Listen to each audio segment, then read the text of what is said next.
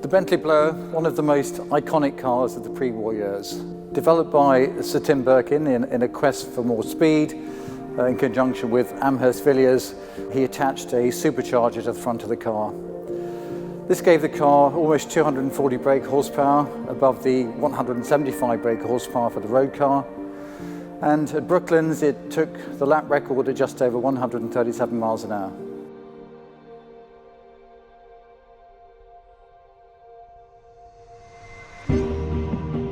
Bentley owns team car number 2, the most iconic, the most valuable and the most campaigned team car of the 4.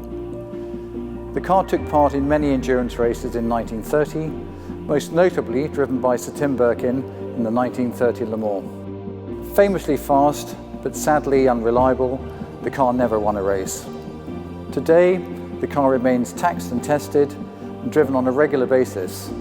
Recently, in our centenary year of 2019, the car completed the Mille Miglia without missing a beat.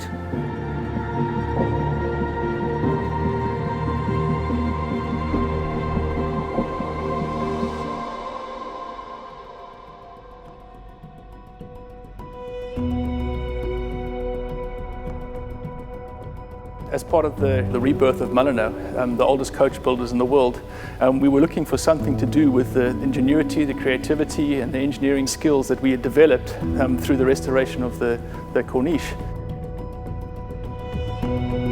So we realized we had the perfect opportunity. Our team blower needed a bit of a restoration, and so we were able to then utilize the fact that the car had been taken apart to be able to scan and measure and document every single part, which is exactly the detail you need to start a recreation project. In late 2019, we dismantled the original team car, scanned all the individual components, collated all the information into one CAD model.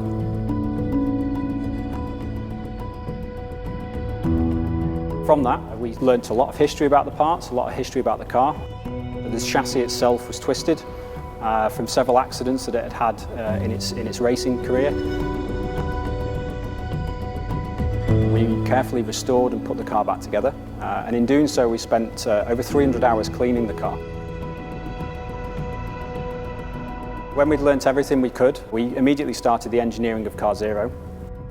We started the assembly of that car 7 months ago in a specially set up Mulliner workshop. We used the CAD model that we created and working with specialists around the country and experts to create nearly 2,000 parts required for the car.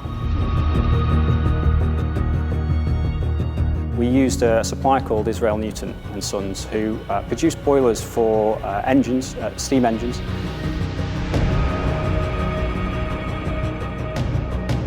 They used the techniques that we needed to produce the chassis authentically. So they're hand-formed, hand-heated and hammered chassis. They're techniques that go back over 100 years, and they're also using original tools and fixtures for those parts. The same with the radiator. So we used a company called Vintage Radiators, again using all hand forming and techniques that were of the period when this car was originally created. So over the last 7 months, we spent nearly 40,000 man-hours producing the car that you see today. We're incredibly proud of the techniques that we've used to produce this car.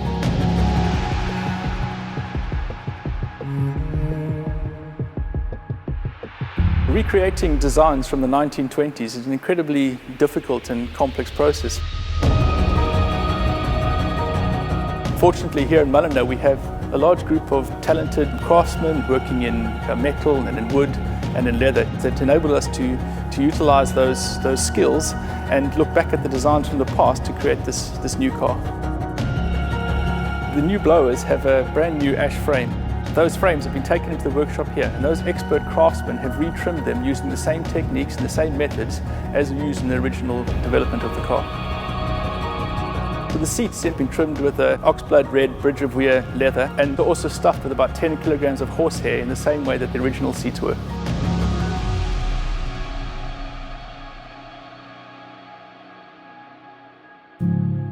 We have created a brand new car that has all the essence and the engineering and the design of a car that's nearly 100 years old. And to see that come to life and to be to be recreated is an amazing experience. We're incredibly proud of what we've managed to achieve here.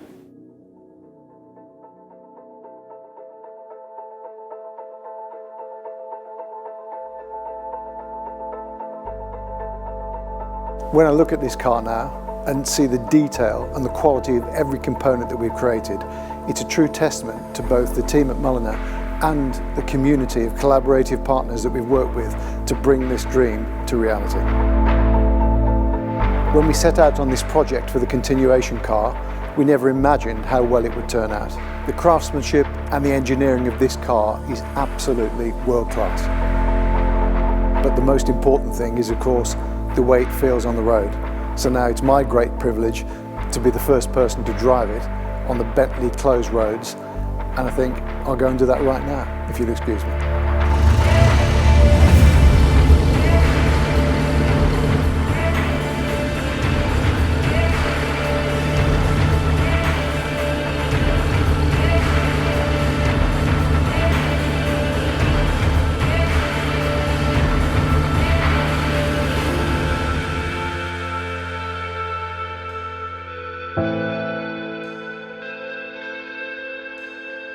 I'm pretty sure that both Sir Tim Birkin and Walter Owen Bentley would be proud of what we have achieved in homage to their original achievements.